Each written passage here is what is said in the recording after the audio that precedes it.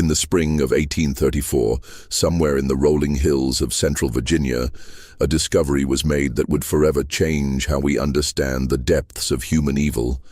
47 children, ages ranging from 6 to 16, were found chained in a basement beneath what appeared to be an ordinary farmhouse.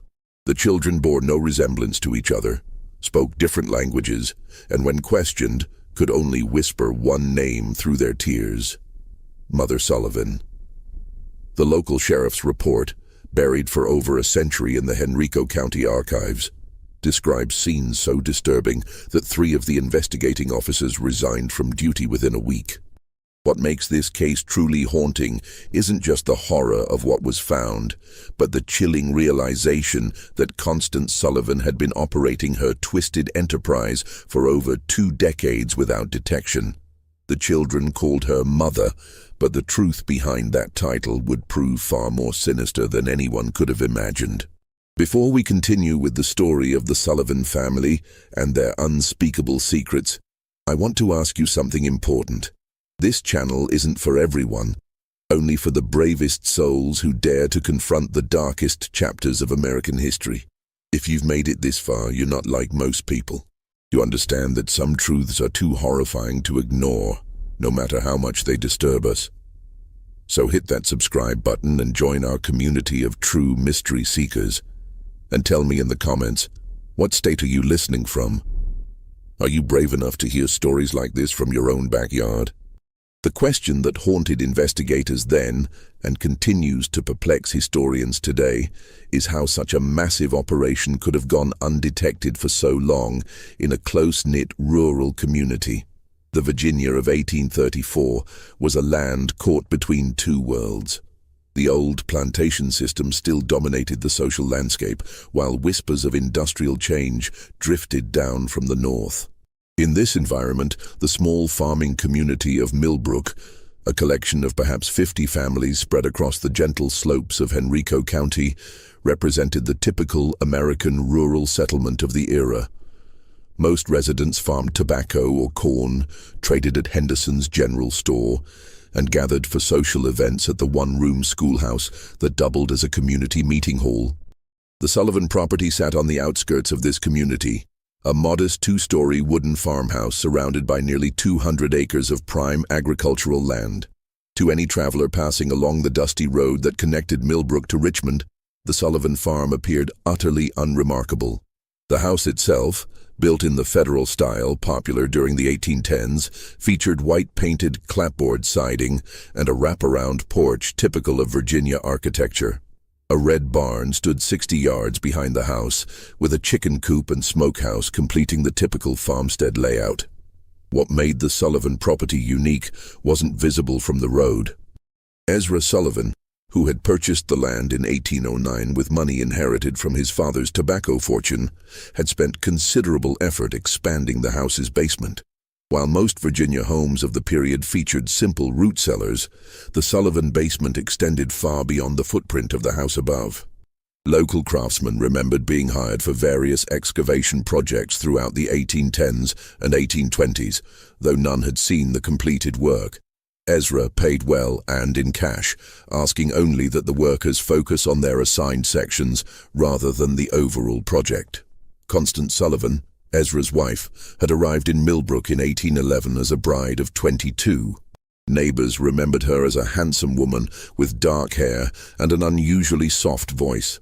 She dressed simply but neatly, attended the Methodist church services when health permitted, and maintained a reputation for charitable works.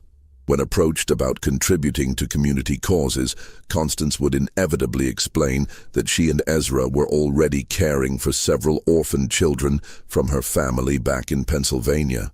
The arrangement, she explained, was temporary, just until suitable permanent homes could be found.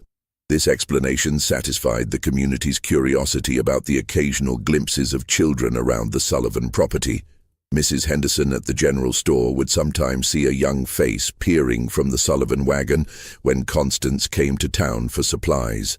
The children never spoke, but Constance would explain that they were shy, traumatized by the loss of their parents, and needed time to adjust to their new circumstances.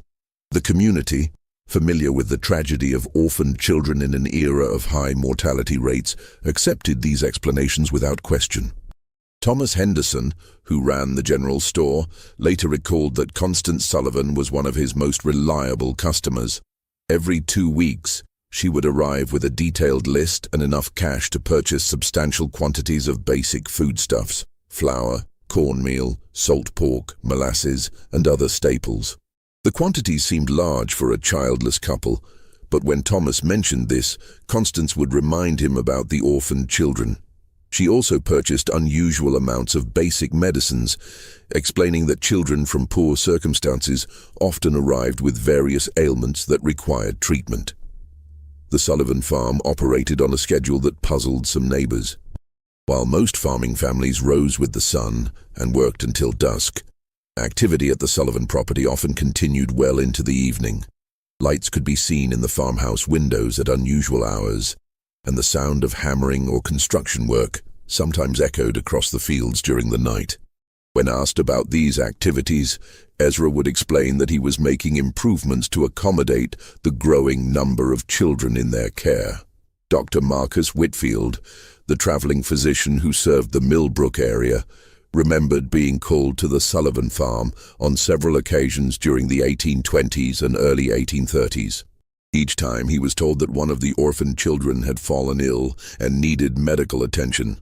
However, Dr. Whitfield was never permitted to examine the children directly. Instead, Constance would describe the symptoms and request specific medications. When the doctor insisted on seeing his patients, Constance would explain that the children were too frightened of strangers, too traumatized by their experiences to allow examination by unfamiliar men. The deception was so complete that even the local pastor, Reverend Samuel Matthews, believed in the Sullivan family's charitable work. During his occasional visits to the farm, Reverend Matthews would praise Constance and Ezra for their Christian compassion in caring for so many unfortunate children. He offered to help find permanent homes for the orphans, but Constance would always explain that she was already in correspondence with relatives in Pennsylvania who would eventually take the children. The process, she assured him, simply required patience and careful arrangement. What none of the community members realized was that Constance Sullivan had been perfecting her deception for over 2 decades. The orphaned children were not temporary residents awaiting placement with loving families. They were prisoners, purchased, kidnapped, or lured from their families across multiple states, held in conditions that would make hardened criminals weep with horror. The discovery that would expose the Sullivan family's horrific secrets began with a series of seemingly unrelated incidents in the early months of 1834. February had been unusually harsh, with temperatures dropping well below freezing for weeks at a time. The bitter cold that gripped Virginia that winter would prove to be both a blessing and a curse for the 47 children trapped beneath the Sullivan farmhouse. On February 23, 1834, a traveling merchant named Jacob Stern was making his way from Richmond to Charlottesville when a violent snowstorm forced him to seek shelter. The Sullivan farm, being the closest building visible from the road, seemed like a natural choice for emergency accommodation. Ezra Sullivan, despite his obvious reluctance, could hardly refuse hospitality to a stranded traveler during such dangerous weather. Stern later described the evening as uncomfortably tense. Constance Sullivan served a simple meal of cornbread and salt pork, but conversation was stilted and awkward. The Sullivans seemed nervous, constantly exchanging glances and starting at every sound. When Stern asked about the children he had been told lived on the farm, Constance explained that they were all sleeping and mustn't be disturbed. The children, she said, had been ill with fever and needed their rest. What disturbed Stern most was the sound. Throughout the night, as he lay on a makeshift bed in the Sullivan parlor, he could hear what sounded like muffled crying coming from beneath the floor. When he mentioned this to Ezra the next morning, Sullivan claimed it was probably just wind whistling through gaps in the foundation. The sound was common in old houses, especially during cold weather. Stern accepted this explanation, but something about the Sullivans' manner continued to trouble him. The second incident occurred 3 weeks later on March 15th.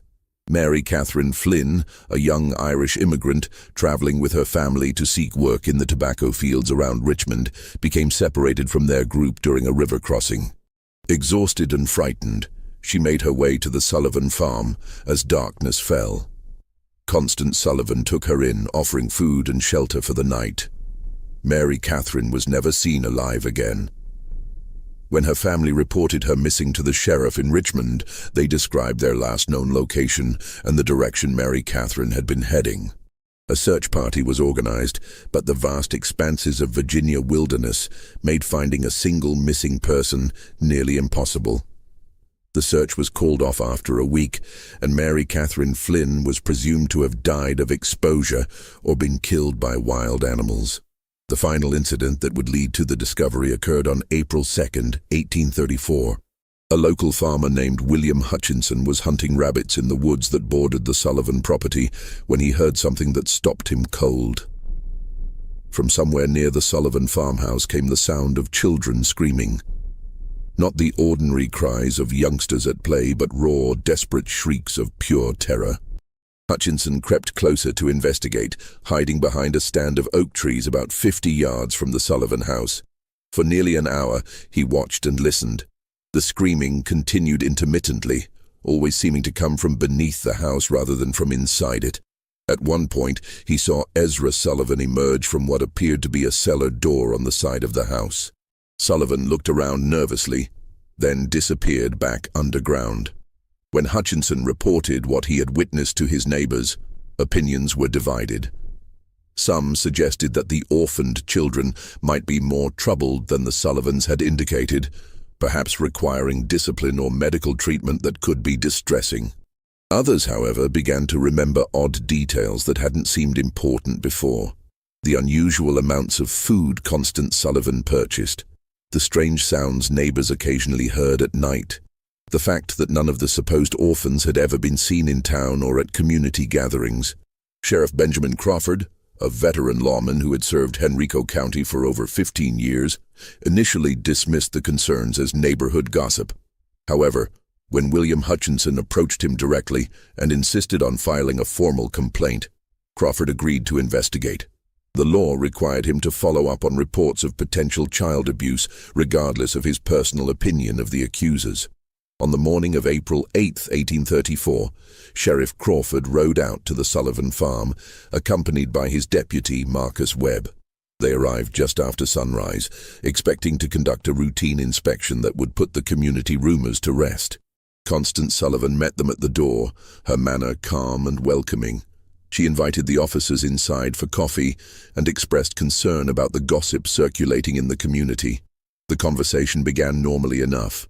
Constance explained again about the orphaned children, showed the officers letters she claimed to have received from relatives in Pennsylvania, and offered to arrange for the children to meet with Sheriff Crawford once they recovered from their recent illness. Everything seemed perfectly reasonable until Deputy Webb asked to use the privy. As Webb walked around the side of the house, he noticed something that made his blood run cold. The cellar door that William Hutchinson had seen Ezra Sullivan using was secured with 3 separate padlocks. Heavy chains wrapped around the door handles, and the wood around the locks showed signs of desperate clawing, as if someone had tried to scratch their way out from the inside. When Webb returned to the house and quietly informed Sheriff Crawford about what he had observed, both men knew they were dealing with something far more serious than community gossip. Crawford politely asked Constance to show them the cellar, explaining that a thorough inspection would help put the rumors to rest. The change in Constance Sullivan's demeanor was immediate and chilling. Her face went pale, her hands began to tremble, and she began stammering about how the cellar was dangerous, how the children weren't allowed down there, how there was nothing to see but old farm equipment and storage. That was when they heard it. From somewhere beneath their feet came the sound of children crying, followed by a weak voice calling for help. The sound was muffled but unmistakable, and it was coming from directly below the kitchen where they stood. The immediate aftermath of that first discovery would haunt Sheriff Crawford for the rest of his life. When he and Deputy Webb forced open the cellar door, the stench that rose from the darkness below was overwhelming. A mixture of human waste, unwashed bodies, and something else that Crawford later described as the smell of despair itself. The basement that Ezra Sullivan had spent over 2 decades constructing was a masterpiece of calculated cruelty. The main chamber stretched far beyond the footprint of the house above, extending into the earth like an underground warren. Stone walls, carefully mortared and designed to muffle sound, created a series of interconnected rooms. The largest chamber, directly beneath the kitchen, housed most of the children. They were chained to iron rings embedded in the stone walls, each child secured by shackles around their ankles. The chains were long enough to allow movement within a small area, but prevented any possibility of escape. The children ranged in age from approximately 6 to 16 years old. They were emaciated, their clothes reduced to rags, their bodies bearing the marks of prolonged neglect and abuse. Many showed signs of illness, fever, respiratory problems, and skin conditions that came from living in the damp, unventilated underground space. What struck both officers most forcefully was the silence. After the initial cries for help, the children said nothing. They simply stared at the newcomers with eyes that held no hope, no expectation of rescue. Deputy Webb, a father of 4, had to leave the basement twice to vomit. Sheriff Crawford, despite his years of law enforcement experience, found himself unable to process the full scope of what he was seeing. The methodical nature of the imprisonment, the evidence of long-term planning, the sheer number of victims, it was beyond anything in his experience or imagination. In the smaller chambers, Crawford and Webb found evidence of the Sullivan system of control. One room contained stocks and restraining devices for punishment. Another held what appeared to be a primitive medical area where the children were treated for injuries and illnesses, not out of compassion, but to keep them alive and functional. A third room contained detailed records that would prove crucial to the investigation. Names, ages, dates of arrival, and notes about each child's condition and behavior. The records revealed the scope of the Sullivan operation. Children had been arriving at the farm regularly since 1812, shortly after Constance Sullivan came to Millbrook. The sources varied. Some were orphans purchased from overwhelmed poorhouses. Others were runaways lured by promises of food and shelter, and still others appeared to have been simply kidnapped from their families. The record showed that over the years, more than 90 children had passed through the Sullivan basement. The obvious question, what had happened to the others, was answered in the most horrifying way possible. In a separate chamber, reached through a narrow passage that required crawling. Crawford and Webb found the remains of at least 36 children. Some appeared to have died from illness or malnutrition. Others showed signs of violence. All had been buried in shallow graves beneath the basement floor, their bodies covered with lime to control odor and decay. The investigation that followed the initial discovery would continue for months, as authorities struggled to understand how such a massive criminal enterprise had operated undetected for over 2 decades. The answer lay in Constance Sullivan's genius for deception and her understanding of human psychology. She had created a persona that was almost perfectly designed to avoid suspicion in a rural 1830s community. The character of the charitable woman caring for orphaned children appealed to the community's Christian values while explaining away any unusual aspects of the Sullivan household. The story of traumatized children who were too frightened to interact with strangers provided a ready excuse for why the supposed orphans were never seen in public. The claim that permanent homes were being arranged with distant relatives explained why the children never seemed to leave the farm. Even more cleverly, Constance had created multiple layers of protection for her operation. The children were taught to call her mother, ensuring that if anyone ever overheard them, it would seem like a natural family relationship. The few times children had been glimpsed by outsiders, they had been carefully coached to remain silent and appear shy rather than terrified. The substantial food purchases were explained by the presence of multiple children, while the medical supplies were justified by the supposed poor health of orphaned youngsters.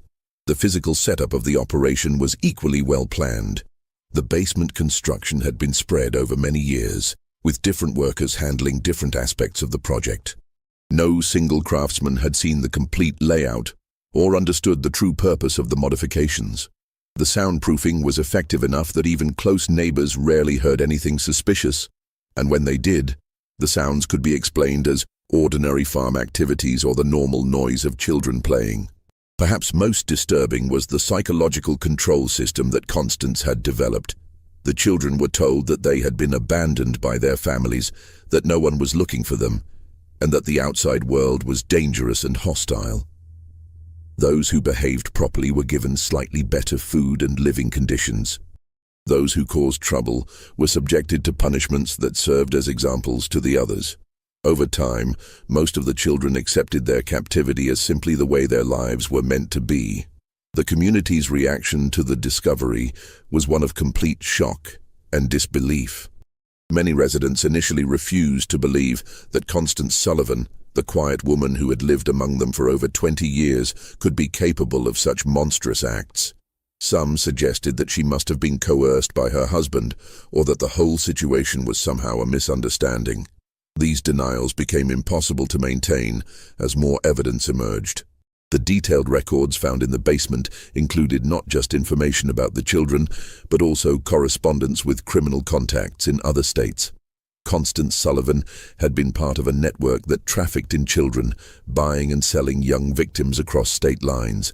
The Sullivan farm was just one operation in a larger criminal enterprise that stretched from Pennsylvania to Georgia. As Sheriff Crawford delved deeper into the Sullivan case, disturbing patterns began to emerge that suggested the operation was far more sophisticated than initially believed. The correspondence found in the basement revealed that Constance Sullivan had been in regular contact with at least 12 other individuals across 5 states, all apparently involved in similar activities. The letters, written in a simple code that was eventually deciphered, discussed merchandise, deliveries, and quality control in language that clearly referred to human trafficking. One letter, dated just 3 months before the discovery, came from someone identified only as A. Morrison in Philadelphia. Morrison wrote that he had 6 new items of varying ages and conditions that would be suitable for your requirements. The letter included detailed descriptions of the children, their approximate ages, and their physical conditions. Most disturbingly, it included notes about their temperaments, which children were compliant and which might require additional training. The financial records painted an even more horrifying picture. Constance Sullivan had been paying between $50 and $200 per child, depending on age and condition.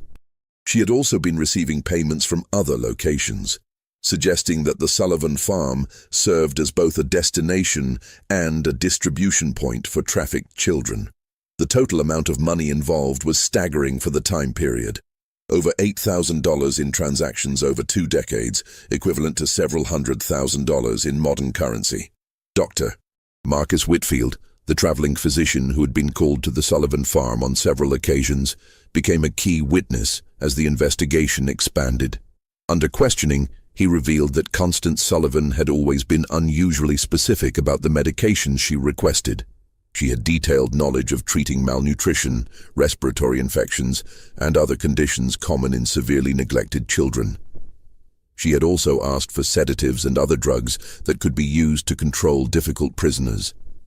The doctor's testimony led to another chilling realization. Constance Sullivan had been systematically studying how to keep large numbers of children alive under conditions of extreme deprivation. The medical supplies she purchased, the questions she asked, even the layout of the basement, everything was designed to maximize the survival rate of her prisoners while minimizing the resources required to maintain them. Local businessman Thomas Henderson provided additional pieces of the puzzle.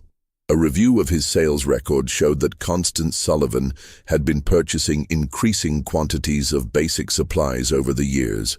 What appeared to be the growing needs of a charitable household was actually evidence of an expanding criminal operation.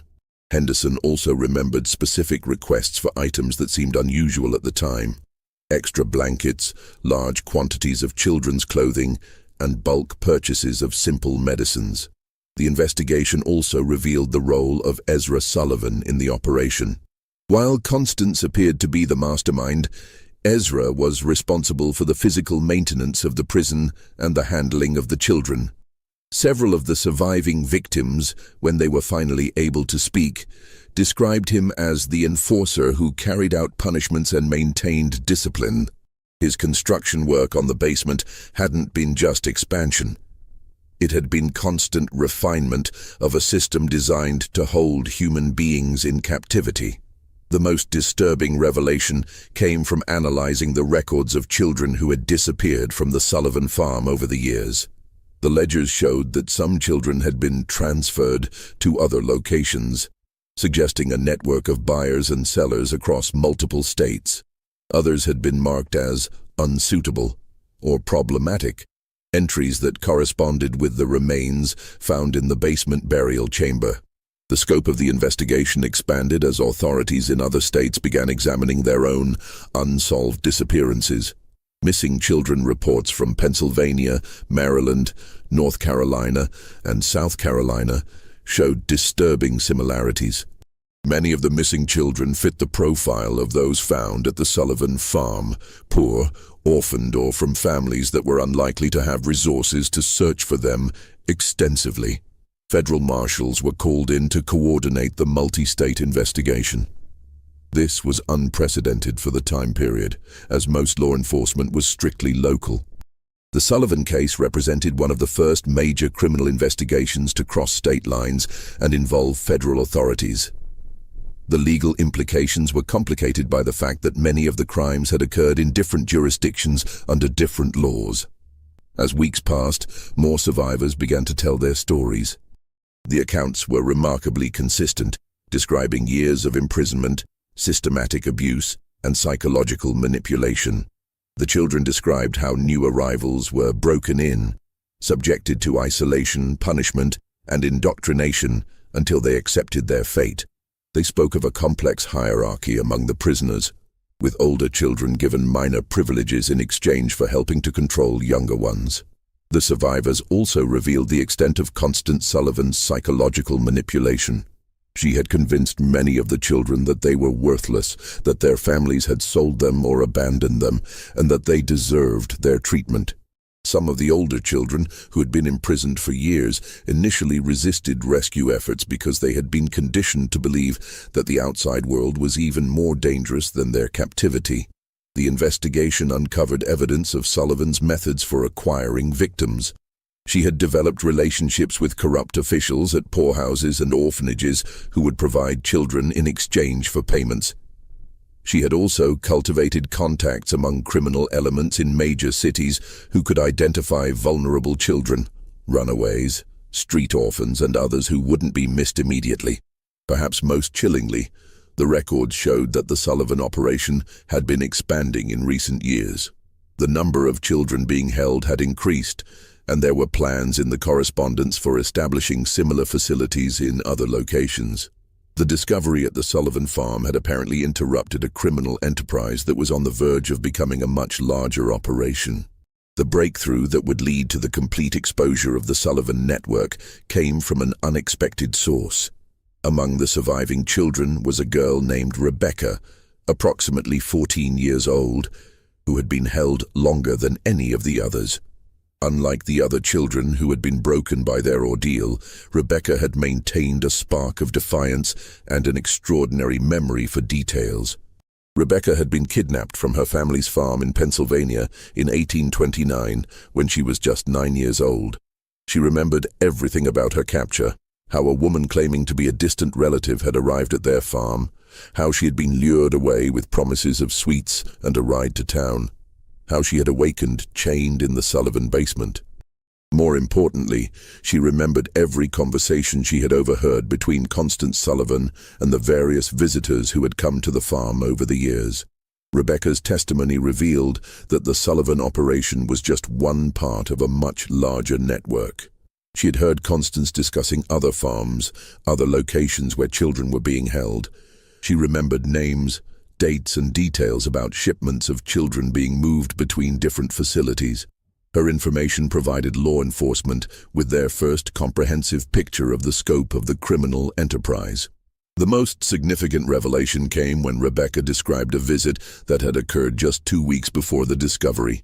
A well-dressed man had arrived at the farm in an expensive carriage, accompanied by 2 other men. Rebecca had been selected, along with 3 other children, to be inspected by the visitors. The man had examined them carefully, checking their teeth, their muscle tone, and their general health like a buyer evaluating livestock. The visitor had ultimately decided not to purchase any of the children, complaining that they were too damaged for his purposes. However, he had left behind a letter containing detailed specifications for the type of children he wanted to purchase. The letter, which was found among Constance Sullivan's papers, described requirements for children of specific ages, physical characteristics, and temperaments. The language was cold and businesslike, discussing human beings as commodities to be bought and sold. The letter was signed H. Blackwood and included a return address in Charleston, South Carolina. When authorities investigated, they discovered that Henry Blackwood was a wealthy plantation owner who had been purchasing children for years, ostensibly as household servants, but actually for purposes that the investigation would reveal to be even more sinister than the Sullivan operation. The Blackwood connection opened up an entirely new dimension of the case. Southern plantation owners, it appeared, had been using the child trafficking network to acquire workers who would be completely under their control. Unlike enslaved people who had some legal protections and whose disappearance might be noticed, trafficked children could be worked to death with no legal consequences. They had no families to search for them, no legal status to protect them, and no hope of escape. The investigation of the Blackwood connection revealed that several other prominent Southern families had been involved in similar purchases. The children were being used not just as laborers, but as subjects for medical experiments, as targets for violent entertainment, and for purposes that the investigators found too disturbing to document fully in their official reports. As the scope of the criminal network became clear, the investigation faced increasing resistance from powerful interests. Several of the families involved in purchasing children had significant political connections and substantial resources to protect themselves. Threats began to be made against investigators, witnesses, and even the surviving children. Sheriff Crawford received anonymous letters warning him to drop the investigation. Deputy Webb was attacked by unknown assailants while walking home from work. Dr. Whitfield found his medical practice suddenly boycotted by several prominent patients. The pressure was clearly designed to intimidate law enforcement and prevent the full extent of the network from being exposed. The situation became even more dangerous when one of the surviving children, a boy named Timothy, who had been providing crucial testimony, disappeared from the temporary shelter where he was being housed. A search was conducted, but Timothy was never found. The message was clear: those who cooperated with the investigation would face severe consequences. Despite the intimidation, the investigation continued. Federal marshals provided additional security for key witnesses and investigators. The surviving children were moved to more secure locations, and armed guards were posted at the Sullivan farm to protect the physical evidence. The case had become a test of whether the American legal system could function when confronted with crimes involving wealthy and powerful perpetrators. The pressure reached its peak when Constance Sullivan herself was found dead in her jail cell. The official cause of death was listed as suicide, but the circumstances were suspicious. Sullivan had been scheduled to testify about the full extent of the criminal network, including the names of all her contacts and customers. Her death eliminated the investigation's most important witness and source of information about the broader conspiracy. The mysterious death of Constance Sullivan sent shockwaves through the investigation team. If powerful interests were willing to eliminate key witnesses, no one involved in the case was safe.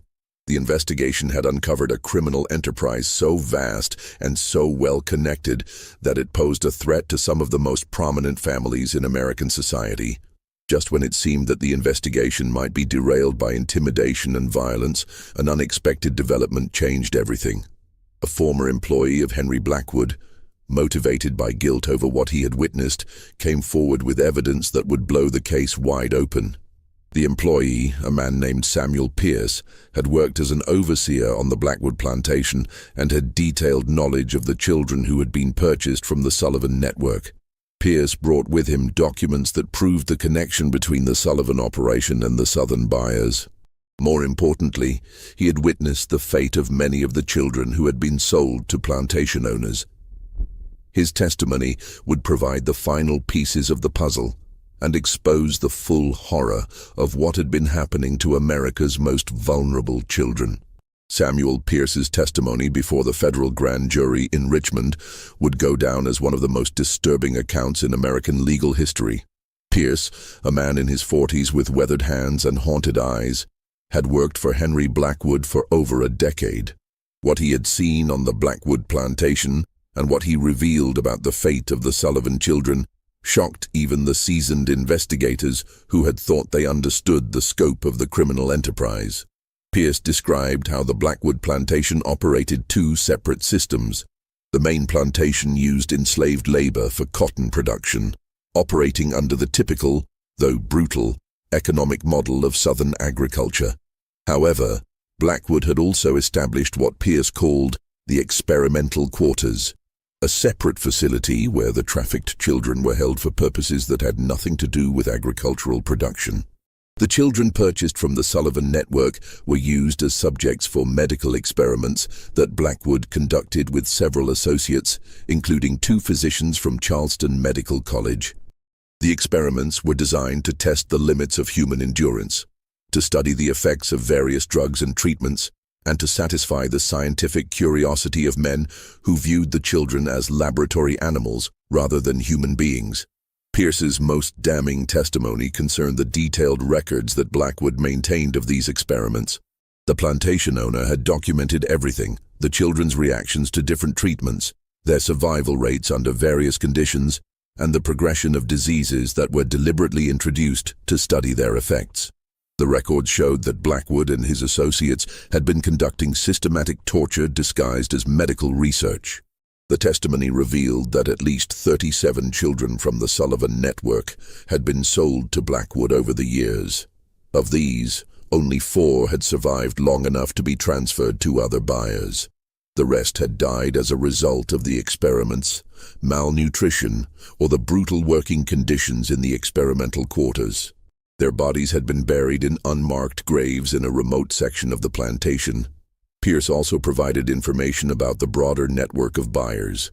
He had been present at meetings where Blackwood discussed purchases with other plantation owners, wealthy businessmen, and even some politicians. The conversations he overheard revealed that the trafficking network extended far beyond what investigators had imagined. Children were being bought and sold across the entire country, with different buyers having different requirements and purposes. The most shocking revelation came when Pierce described a gathering he had witnessed in the fall of 1833. Blackwood had hosted what he called a demonstration for potential buyers from across the South. The event was designed to showcase the quality of the children available through the network and to demonstrate the various uses to which they could be put. Pierce's description of this gathering was so disturbing that several members of the grand jury had to leave the room. The demonstration had included displays of the children's ability to perform various types of work, their responses to different forms of punishment and control, and their suitability for different types of exploitation. The buyers had been encouraged to examine the children closely, to test their reactions, and to place orders for specific types of victims. The entire event had been conducted with the casual, businesslike atmosphere of a livestock auction. Pierce's testimony also revealed the financial scope of the network. The prices paid for children varied dramatically based on their age, physical condition, and intended use. Younger children, who could be more easily controlled and conditioned, commanded higher prices. Children with specific physical characteristics or abilities were sold at premium rates. The total amount of money involved in the network was estimated to be in the hundreds of thousands of dollars, a fortune for the time period. The investigation team used Pierce's information to coordinate raids on multiple locations across the South. Federal marshals working with local law enforcement simultaneously struck at plantations, warehouses, and other facilities where trafficked children were being held. The raids were conducted in secrecy to prevent the destruction of evidence and the escape of key perpetrators. The results of the coordinated raids were staggering. Over 100 additional children were rescued from various locations. Physical evidence was seized that documented the full extent of the trafficking network, including financial records, correspondence, and detailed logs of purchases and sales. Several prominent individuals were arrested, including Henry Blackwood, 2 physicians from Charleston Medical College, and a state legislator from Georgia, who had been one of the network's best customers. The evidence seized during the raids painted a picture of systematic evil that shocked the nation. The trafficking network had been operating for over 30 years, had involved dozens of major buyers and sellers, and had victimized hundreds of children. The level of organization and sophistication was unprecedented for any criminal enterprise of the time period. The medical experiments conducted by Blackwood and his associates were documented in horrifying detail. The record showed that the experimenters had deliberately infected children with diseases to study their progression, had tested various poisons and toxins, and had conducted surgical procedures without anesthesia or proper medical training. The children had been treated as disposable research subjects, their lives valued only for the scientific knowledge that could be extracted from their suffering. The investigation also revealed the corruption that had made the network possible. Officials at orphanages, poorhouses, and local governments had been bribed to provide children or to ignore their disappearances.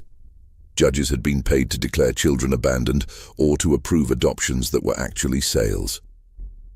Even some law enforcement officials had been involved in covering up evidence and intimidating witnesses. The legal proceedings that followed would drag on for years, as prosecutors struggled to bring justice to victims of crimes that had occurred across multiple states and jurisdictions. The complexity of the case, combined with the wealth and political connections of many of the defendants, made prosecution extremely difficult. Several key defendants escaped conviction on technical grounds or through the influence of powerful allies. However, the public exposure of the trafficking network had profound effects that extended far beyond the legal proceedings. The Sullivan case became a catalyst for the first federal legislation addressing child trafficking and abuse.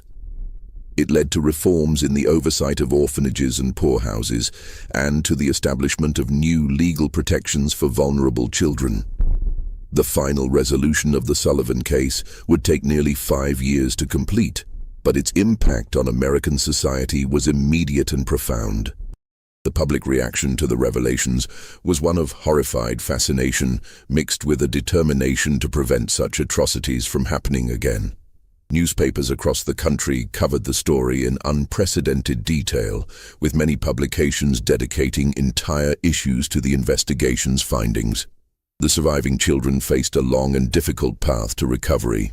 Most had been held for years and had no memory of life before their captivity.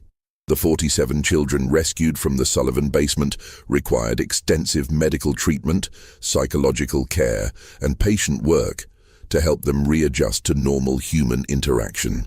Many never fully recovered from their ordeal, carrying physical and emotional scars for the rest of their lives. Rebecca, the 14-year-old girl whose testimony had been crucial to exposing the broader network, became something of a celebrity as news of her courage spread. However, the attention proved overwhelming for someone who had endured such trauma.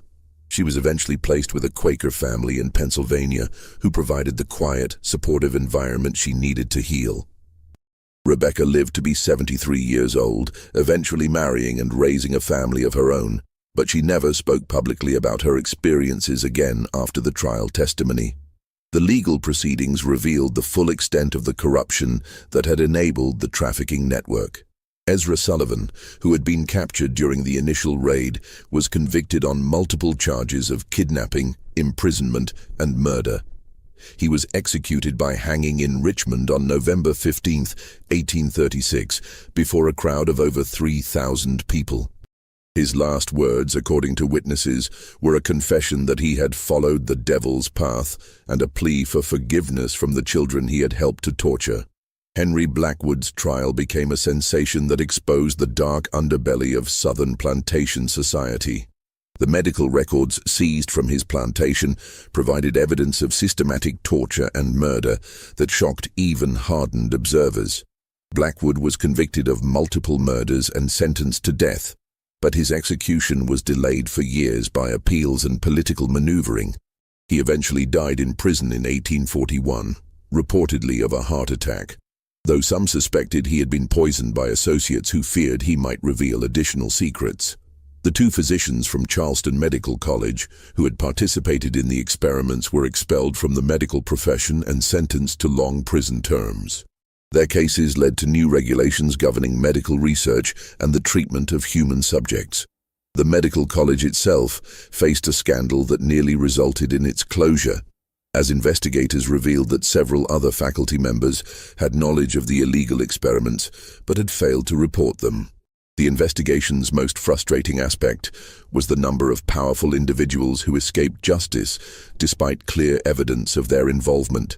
Several wealthy plantation owners fled to Europe before they could be arrested. Others used their political connections to avoid prosecution or to receive minimal sentences that didn't reflect the severity of their crimes. A state legislator from Georgia who had been one of the network's major customers was censured by his legislature but never faced criminal charges. The financial investigation revealed that the trafficking network had generated enormous profits for its organizers. Constance Sullivan alone had accumulated over $12,000 in profits over her 20-year operation, a sum equivalent to several $100,000 in modern currency. Much of this money was never recovered, as it had been invested in legitimate businesses or hidden in accounts that investigators couldn't trace. The Sullivan farm itself became a symbol of the horrors that had been uncovered. The property was seized by the government and eventually sold at auction, but no one wanted to live in a place associated with such evil. The house was demolished in 1845, and the basement was filled with concrete and sealed permanently.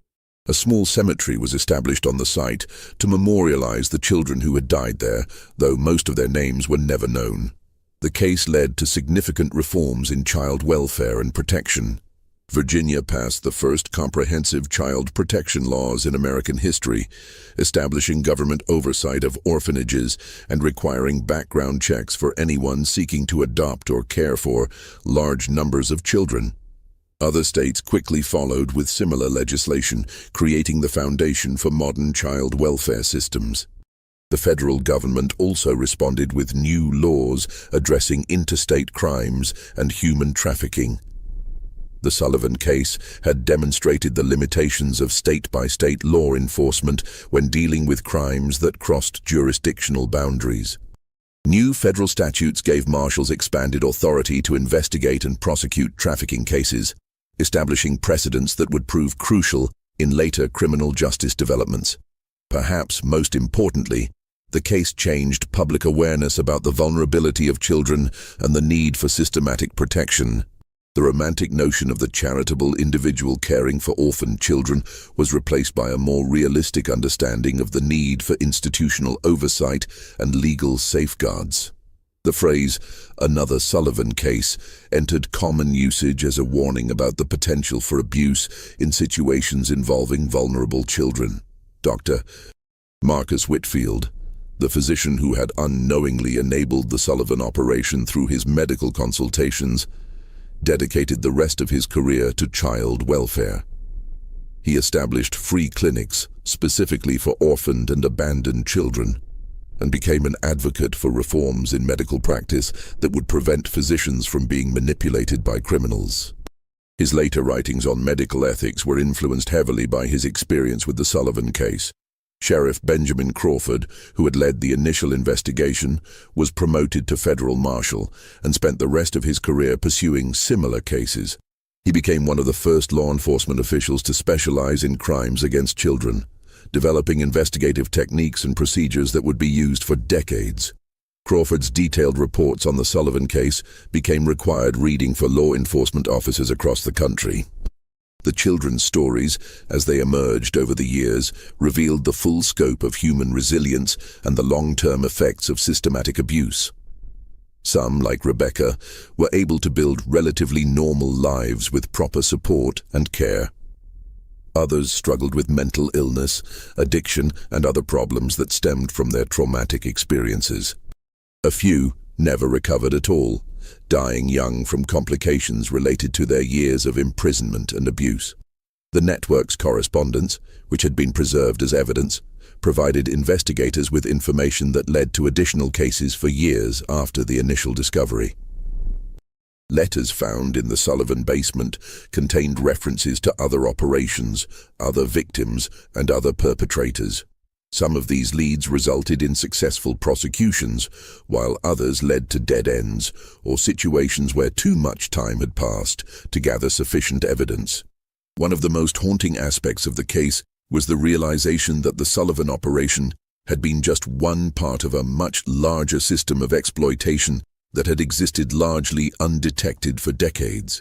The investigation revealed that similar networks had operated in other parts of the country, that children had been bought and sold like commodities throughout American history, and that the legal and social systems had been inadequate to protect the most vulnerable members of society. The case also highlighted the role of community responsibility in preventing such atrocities. The residents of Millbrook, who had lived for 20 years next to one of the most horrific crime scenes in American history, struggled with guilt and self-examination. How had they failed to see what was happening? What signs had they missed or ignored? Could they have prevented the suffering if they had been more vigilant or suspicious? These questions led to broader discussions about the obligation of communities to watch out for their most vulnerable members. The Sullivan case became a cautionary tale about the dangers of accepting explanations without investigation, of respecting privacy when that respect enabled abuse, and of assuming that respectable appearances guaranteed moral behavior. The legacy of the Sullivan case extended far beyond the immediate legal and social reforms it inspired.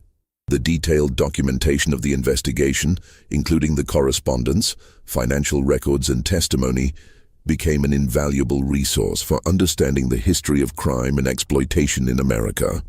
Historians, criminologists, and social reformers would study the case for generations, using it to understand how systematic evil could flourish in apparently normal communities. In the end, the Sullivan family's reign of terror was brought to an end not by sophisticated police work or advanced investigative techniques, but by the simple courage of ordinary people who refused to ignore obvious signs of trouble. William Hutchinson's decision to report what he had heard, Sheriff Crawford's willingness to take community concerns seriously, and Rebecca's determination to testify despite her trauma.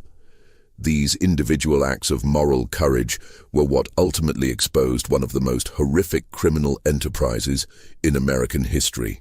The basement, where 47 children were found chained, has been sealed for over a century, but the echoes of their suffering continue to remind us of the importance of vigilance, courage, and compassion in protecting those who cannot protect themselves. The Sullivan case stands as both a testament to human evil and a reminder of the power of individual conscience to overcome even the most entrenched systems of exploitation and abuse. If this story has given you chills, you understand why these dark chapters of American history must never be forgotten. Just when we thought we'd seen it all, the horror in places like the Sullivan farm intensifies our understanding of how evil can hide behind respectable facades. If this story is giving you chills, share this video with a friend who loves dark mysteries. Hit that like button to support our content, and don't forget to subscribe to never miss stories like this. Let's discover together what other secrets lie buried in America's past. This mystery shows us that evil often wears the mask of respectability, and that the most horrific crimes can be committed by those who appear most normal to their communities. What do you think of this story? Do you believe everything was revealed, or are there still secrets buried in the Virginia hills? Leave your comment below. If you enjoyed this tale and want more horror stories like this, subscribe, hit the notification bell, and share with someone who loves mysteries. The darkness of American history has many more secrets to reveal, and we'll be here to uncover them all. See you in the next video.